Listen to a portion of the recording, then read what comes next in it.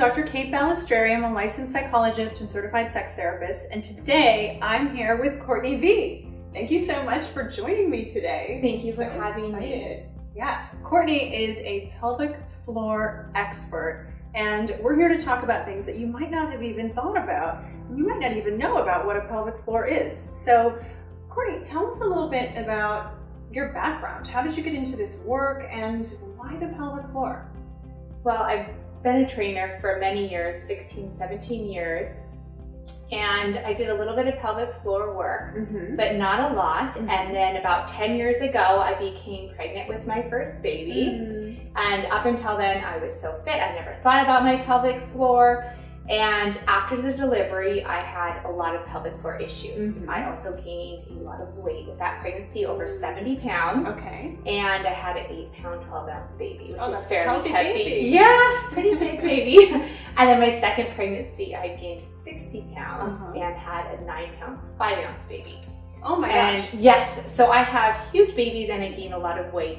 And from those pregnancies and deliveries, I found myself with several issues from pelvic floor. I had poor posture, trouble orgasming, I peed when I sneezed, which is actually a very common issue with women. And I thought, I don't want to live this way. What can I do about it? And I knew about the pelvic floor work. I'd done a little bit and really dove into it more, and it eliminated all of that and made sex so much better. I felt more confident than I ever had. And I just thought, all women need this. All women need to know how to fix themselves. All women need this kind of confidence, and we just all deserve that as women. So the pelvic floor is, and correct me if I've got this wrong, because I think you know the anatomy probably better than I do as a psychologist, but this is basically the base of our pelvis. So the space between our sit bones, where our torso sort of meets where we're sitting. Yes, it's between the sits bones, they attach, and then front to back from pubic bone to tailbone. Right. And so when we're thinking about anatomy, what parts of the anatomy might correlate with that for men and for women? So the abs, the lumbar spine, and even your diaphragm. So the way we breathe can affect our pelvic floor. So someone who's a really shallow breather is typically going to have a little bit more of a rigid pelvic floor, because when we inhale, our pelvic floor descends slightly for women, and when we exhale, it ascends slightly. So it kind of lifts up and down like a little elevator. So if someone's breathing shallow, it's not going to be lifting up and down quite the same. So that's interesting. So essentially, if we work with that analogy of the elevator, the lift isn't moving up and down. And so what happens to the cables?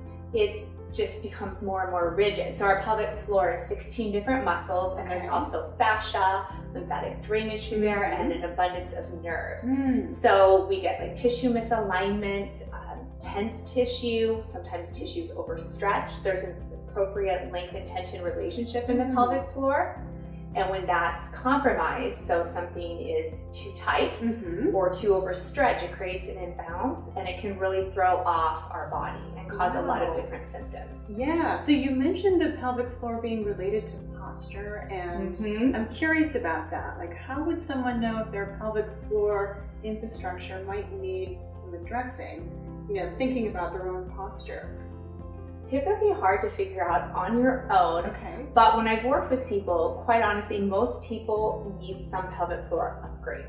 So our pelvic floor, how it attaches at the tailbone, it really can throw off like our spine too. And so sometimes someone who has tailbone pain or low back pain, that can sometimes be a first symptom of pelvic floor issues. Oh, interesting. So yeah, so someone will have sometimes issues such as stress incontinence, like urinary incontinence, fecal incontinence, or the urge that they're always needing to use the restroom or can't fully evacuate.